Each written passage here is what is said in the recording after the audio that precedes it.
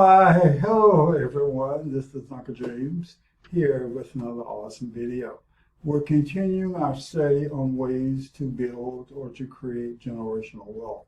This is part 3 of a 4-part series. Now in this video we're going to look at 2 strategies and techniques. Now keep in mind when we talk about wealth, personal wealth is wealth for you and your immediate family. That's personal wealth.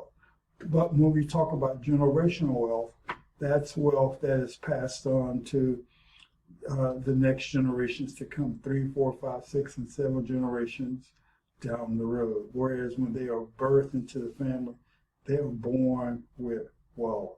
Okay?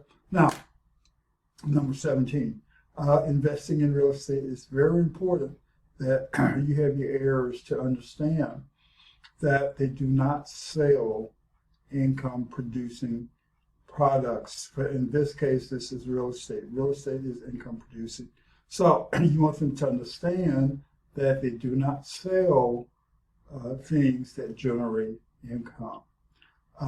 Real estate, another good reason real estate helps with wealth is it creates value and it outperforms all other investments. Okay, it's very important that they understand this.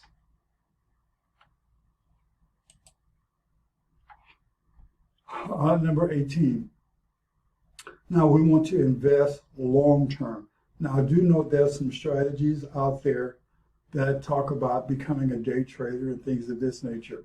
Those concepts do work. However, one does need the knowledge base to make it work. But this is a strategy here where they teach you to invest long term in stocks and real estate. Okay. And invest with building real wealth. You want to build real wealth.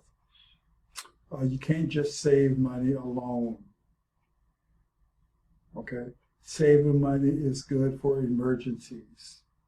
And then grow your money is the mission. The mission is to grow your money. Savings is a good concept. However, savings does not create wealth. Keep that in mind. Savings does not create wealth. It will give you an emergency fund. However, it doesn't create wealth. All right. 19. Business. Now, to create this generational wealth, it must be a family business. All right. Now, you need to keep in mind that this business that you're creating, it can operate without you being there. It can operate without you being there. This is extremely important so that you can spend time or do whatever it is you would like to do. You don't have to be there every day for it to operate. You can take a vacation, or you can go somewhere, or you can spend time with your family. So keep that in mind. You want to create a business that doesn't require you to be there. If it requires you to be there, it is a job. It's a job, okay? It is not a business, it's a job. Number 20, you need to make sure that you have an estate planner or an estate plan. Now, what that means is this: you're going to have a structured, something structured that will give your wishes to the generations to come. How they can spend the money or what it is that they can do with the money. The reason that people do this is, as studies have shown, that generation number 1 makes the wealth, and then generations 2 and 3, for the most part, will spend it off. They don't have these safeguards in place. And then come generations 5 and 6, all the money has been depleted. And so this is what you want to avoid. There are strategies that one can use to make sure that generations 2 and 3 does not spend all of the wealth. And so you want to make sure that you have a good estate plan, a good estate planner, someone that can actually help you structure this process. This is extremely important that you do this. 21. Okay, so you want to invest in stocks and cryptocurrency. Investing in stocks is a very good way of creating wealth. Now, keep in mind that whomever you're using to assist you, to help you to understand what stocks to buy, when to sell, how long to hold on to them, you need to make sure that they understand that concept very well, because you just want to make sure that you're getting the maximum value from the stocks that you own. Keep in mind there will be times when you would like to sell. And so you want to make sure that you have mastered that concept of when to sell, when to hold, when to when to buy and sell. So this is extremely important. A will and a trust. Now you need to make sure that you have established a will and a trust. Now, I'm going to create a family trust, okay?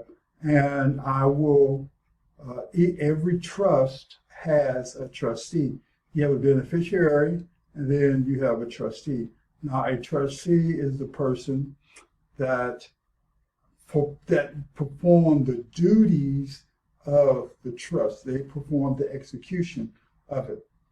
So this is a great way to create generational wealth. And so I'm going to use this concept, a trust. This is a great way to do that, all right? You have wills, and then you have a trust. Another important key concept here is to educate your kids. Now, you want to make sure that your children, that generations 2, your generation 1, generations 2 and 3, have a good understanding of money and the value of money and how to use the money once they have inherited the money, okay? You need to make sure that they understand this concept, that they understand the value of money, that they grasp the concepts of delayed gratification. Now, this is extremely important. Delayed gratification. Now, this will help your children stay out of debt, this concept. So it's important that you have them to understand the concept. And then unnecessary spending. You want to make sure that your children understand there are some good things to purchase, and then there are some things that are not, you can wait on those purchases. So you need to spend money in the proper manner. Use the money to create wealth. Use that money to create wealth. And this is the best way to do that. The very best way. Now, I've concluded part 3 of 29 ways to build generational wealth. Now, keep in mind, success leaves clues, and it does. Success does leave clues. You must become a person that takes massive action every day, every day, every day. Massive action. There is nowhere around this. No 0 days, no cheat days, no cheat days. What does that mean? Every day you must do something that brings you closer to your goal. Do not let a day pass when you do not do this. Now, there's a great history book out there. It has been translated into many different languages. And in this history book, there are some great promises. And one of those promises talks about how long we can live.